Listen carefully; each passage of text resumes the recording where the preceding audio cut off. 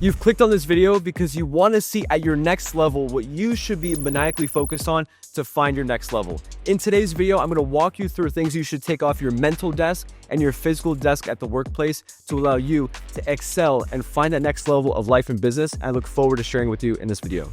After speaking to hundreds and hundreds of entrepreneurs, CEOs, and executives, one of the biggest lessons I've learned is that what you should be focusing on doesn't always mean what you need to be focusing on at your next level. In this video, I want to share where entrepreneurs get stalled, why it might be a blind spot and they don't even know it, and what could they do to find their next level. If you're watching this video, like and subscribe, and we'll jump right in. Most entrepreneurs don't fail, they just stall. Right now, they're doing more of what worked at the last level, and they're not doing what is expected at the level they've just entered. And it's not uncommon, right? You haven't experienced this before. What was working in the past was great because you built a great business, you built the right leaders, you built the right team, you built the right relationships, and that worked in the past. But a question I have to many of the entrepreneurs is, hey, have you ever operated a business at 30 million, at 80 million, at 250 million? Typically the answer is no, but maybe they have somebody on the leadership team that may have calibrated or may have been working a part of a company at that caliber. While that could be great, who else a part of the company also has that identity, was a part of that vision at a higher level? More than likely or not everybody has someone that was a part of a team operating at a higher level, meaning you as a CEO, you are expected to know where the blind spots are, get the answers to where those blind spots could be, and ultimately do whatever it takes to make sure we pave the clearest path for the company and for the business. So there's 4 levels I want to walk you through, and level number 1, there's survival focus. We're talking about cash, sales, and hustle. At the very beginning, level 1, we're doing whatever it takes. We're going to push through no matter what it takes. The business is going to drive. We're going to find its next level, 10, 15, 30, 80% growth year over year, whether we're pushing cash, sales, or even just the hustle of the grit just to keep pushing forward. What does that mean at the entry level? That means we're going to dial into our niche. We're going to make sure that when we're focusing on a certain area of business, supporting our clients, the services that we offer, level 1, that is our maniacal focus. We'll build SOPs around it. We'll build scripts. We'll have the opportunity to build out a playbook. We'll build out a solid foundation where we could then take that and duplicate that. We can build our sales team,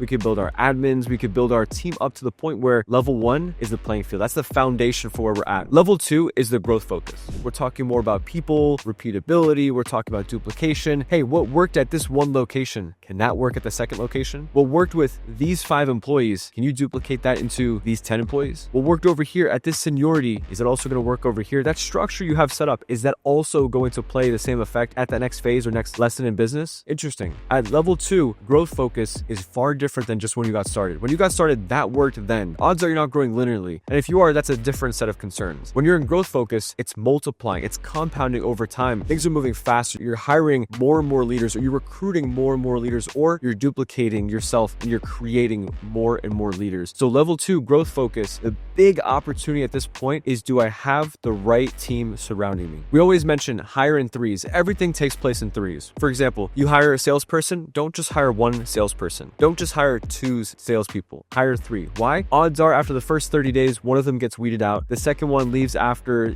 60, 90 days, and you might have 1 rock star that stays. We always have that opportunity because it breeds competition. It shows who's here long term and who we actually extended the right invite to in the hiring process. It allows us to really depend on that person to see if they're actually willing to take this to the next level. We have level 3. Level 3 is the scale focus. We're talking more about systems, the right leaders, and of course, leverage at this level. At this level, we're focusing on, we have the foundation, we built the right leaders, now we're focusing on the systems to support that new level and strategy to scale. But let's bring it back to the beginning when I shared in this video that most entrepreneurs don't fail, they just stall. Is it because of their identity? Is it because they never thought of building a business or anticipated they could build a business at this level or this phase of life and business? Things happen in life. Whether it happens to us when we expect it or it's unexpected, what's going on? There's something we were processing in Mag 7 with Patrick Bet-David. There's 7 of us in a room. We qualified to be in this room, this high-level meeting once a week. And when we're processing, we're having this conversation about external factors or, being prior best, or just really believing that we could be the person to hold that crucial conversation, to challenge at this level. And we said, listen,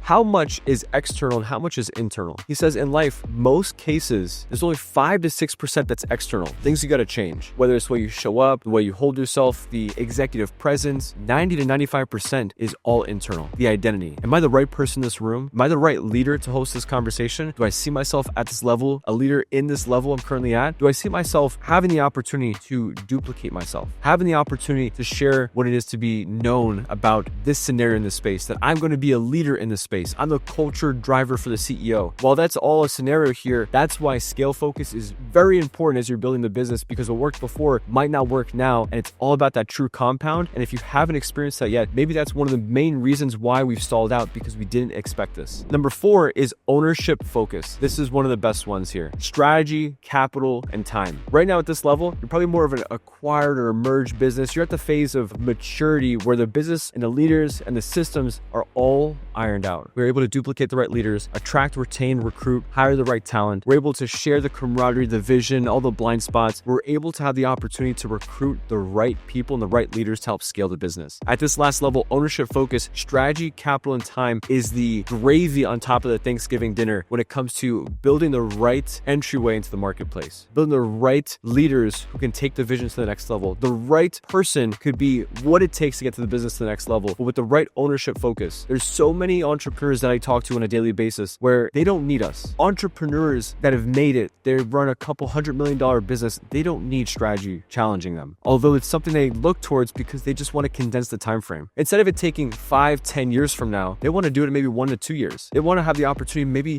build a relationship and maybe get some of the Rolodex, or build some type of trust where one day maybe there's an equity stake and we can help build alongside them. Well, that's all great, but without ownership focus, strategy, capital, and time, without the right systems lined up, without the right leaders in line, and without the right hustle, grit, camaraderie that's in the business, that's all the necessary components to take the business to that next level. But entrepreneurs, like I mentioned, they don't fail, they just stall because it's not always them that allow themselves or thought they would get in this position because they've never been here before. So as I'm sharing this here, I want to walk you through one scenario when it comes to what activities should not be done by the founder anymore. So as we're building out this exercise here, what activities for you as a founder, as a CEO, should you no longer be doing? What should you take off your desk mentally, and what should you take off your desk, your physical desk at the office, where you're no longer doing? Are you still reading the emails? Are you still hosting the morning meetings? Are you still, whatever task it might be, it's a 10, 15, 20, 30, $100 task. Do you really need to be doing that anymore? Is that something you could hire out? Is there an executive assistant? Is there an admin? Is there somebody you can hire to organize you, to organize the desk, to organize the files? Just like what I share with entrepreneurs, a perfect number 2 is somebody who is so structured, is front-facing all the executives, sitting down, gathering all the deliverables, organizing it, and presenting it to the CEO. Why? Because the more that the CEO can be on the whiteboard, the more that you can be on the whiteboard, the more you're strategizing, the more clarity is coming out, the more you're exercising what's next in the business, the more you can be creative, the better and faster the business grows, the more exponential the business grows. There's 4 things we focus on: out-improve, out-strategize, outwork, and outlast. You can outwork. You can work extra hours. You can work late nights, weekends. Out-strategize is by far one of my favorites because you can sit down and get on the whiteboard and out-strategize the person next to you because you took time to just think. Outwork, out-strategize, out-improve. Are you reading the books? Are you strategizing? Are you going to events? And of course, outlast is going to be the last one. We'll see how you end up with outlasting. But what can we take off the founder's desk that you no longer need to be doing? Number 2, what decisions should only the founder be making? There's a lot of cooks in the kitchen. There's a lot of people that are in your meetings. There's a lot of people who are actually, giving you ideas and thoughts on what to do and how to do things, how to say. Guys, we'll put one thing at focus. Share all your thoughts. We'll take this, we'll sit down with the board, and we'll go through step by step. You, at the end of the day, are making the decisions. Patrick Bet-David shared one thing. We were hiring one of our new executives to the team, and he said, as he joined the company, you know what, I'm going to be making decisions. If anything's over this level of spend, I'll go ahead and then get your approval. Patrick said, no, every dollar that comes out of our bank account, I want approval. He goes, that's a little odd. He's a little confused at this point because he came from a great large business where he had a certain spend where he can make all the decisions, and then a CEO approved anything that's greater spend after that. Patrick said, no, that's not how we operate. There's no trust here. We need to build that trust. I make every single decision. Watch how fast I respond. As soon as he sends a message, within 30 seconds, if that, Patrick's already responding, hey, come in and sit down for a meeting, or approve, green light, or listen, we need to process this a little bit more. But at every phase, there's decisions you should be making, don't have to be making. There's certain people you need to help get you to that next level. The last one here, where entrepreneurs confuse busy with important. We have so many things going on. You're probably in more meetings than you're actually talking to your family at home. You're probably in more meetings than you're actually doing the work you need to be doing because the business needs to run. We're talking with operations. We're talking with finance. We're sitting down having meetings. We're sitting down